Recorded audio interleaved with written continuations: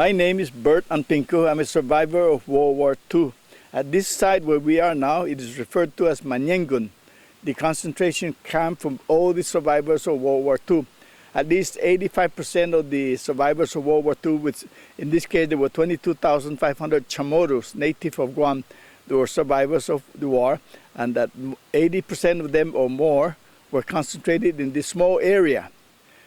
When we were brought here, they took everything from us that could be used as a weapon, from table spoons, forks, knives, everything that can be used as a weapon was taken away from us, and they herded us, I guess, into this site. We went first with 1,000, 2,000, 3,000, 4,000, all the way up to about 12,500 people that came here in this small area. And we had it was raining very, very hard, and we had absolutely no tent. All of us were exposed to just the sun and this rain. No food was given to us. We had to, within 3 days, everything that can be consumed here was consumed. So we had to go out scrounging for food. And I was one of the ones that I was able to help, because I was already now going on. I was born in 1933. I was 11 years old when the war was over. And I was given the honor and the privilege of helping feed my family. I was 10 years old when I was already on my own. By the time I was 12, the war forced me to be independent, so that I was supporting not only me, but food-wise, it was very funny at the beginning, because we were so impressed and so glad that we were put here, because there were hundreds and hundreds of fish that were bubbling all over the place. You know, this was the area completely surrounds us with water, so that it's an island within the island of Guam.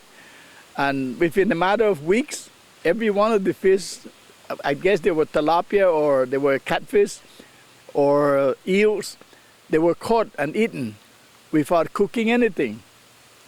But that's nothing really to compare to what we experienced.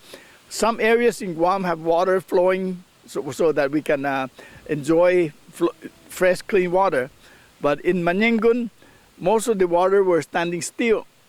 And so when people start using the bathroom to clean themselves, the wash thing that are being used comes from the river, and then are thrown back out to the river. So we were floating in mud, and then finally on all kinds of human excrements, or in Guamanian we call it taki.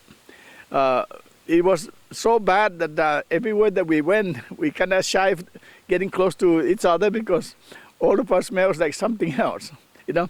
So, but anyway, that's part of war. I was lucky in that I was one of the first one to meet the U.S. Marines when they landed in Guam. There were other military men in Guam, but I happened to be one of 3 boys that went out scrounging for food. And in the jungle, we saw 3 men that were wearing USMC uniform. And I recognized that because my father was in the U.S. Navy 31 years. So I looked at that and I said, Americans, Americans? And they said, yes, but keep quiet, because we're looking for snipers. And forget it. We rushed back to the camp and we hollered out, the Americans are here, the Americans are here. And then immediately people started singing this song that was created during the war, Uncle Sam's song. If you like, I can go ahead and sing it. Please. Okay, the song goes like this. Uncle Sam, Mr. Sam, Sam, my dearest Uncle Sam, won't you please come back to Guam? I don't like sake, I like Canadian. I don't like Japanese, I like American. Mr. Sam, Sam, my dearest Uncle Sam, won't you please come back to Guam? One more.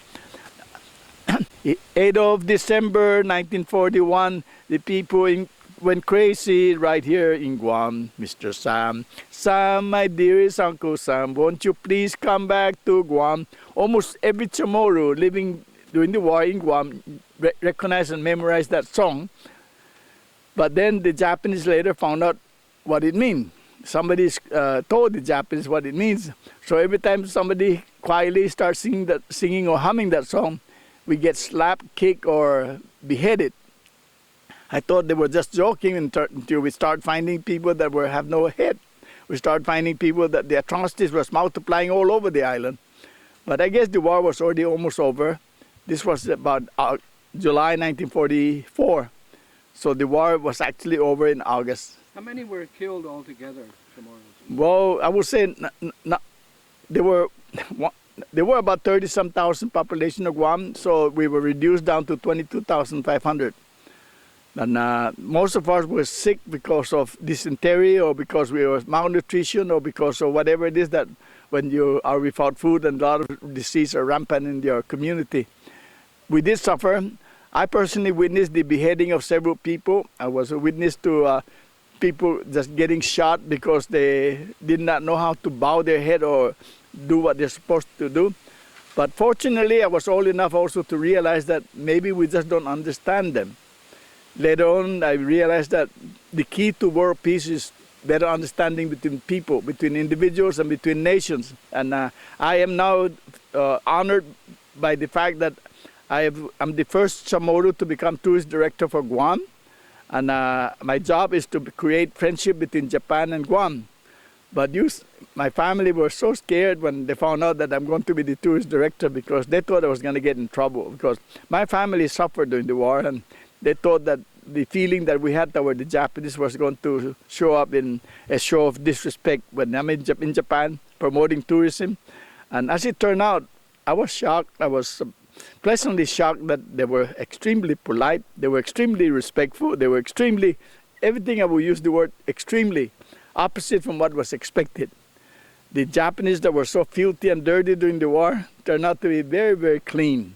Their bathrooms were absolutely clean. Everything that I can see and admire about people, I found them to be true in Japan. But during the war, just like many Filipinos, just like many people that suffered World War II, we wished it never happened. But now I realize that through tourism, I believe that we can promote world peace. I aspire to inspire before I expire that Guam become a world-class destination and that people from all over the world will be able to travel and enjoy Guam. We have plenty of things to see and do, and we hope that they would have coming to our island. The two assets that we have, number one is the fact that the island is naturally beautiful. God was kind and good to us, so our island, just like the Philippines, is very beautiful. But bigger asset is the friendliness of the island people. There's no one more friendly or more welcome than somebody from another country, another island, especially Japan today and USA, the Philippines. Our neighboring countries are welcoming Guam. That's why the Filipinos consider Guam to be a land of opportunity. I love to see them come to Guam. Some of my finest and closest friends are Filipinos from Cebu, from the Zamboanga, from Pangasinan, and many of the islands in the Philippines.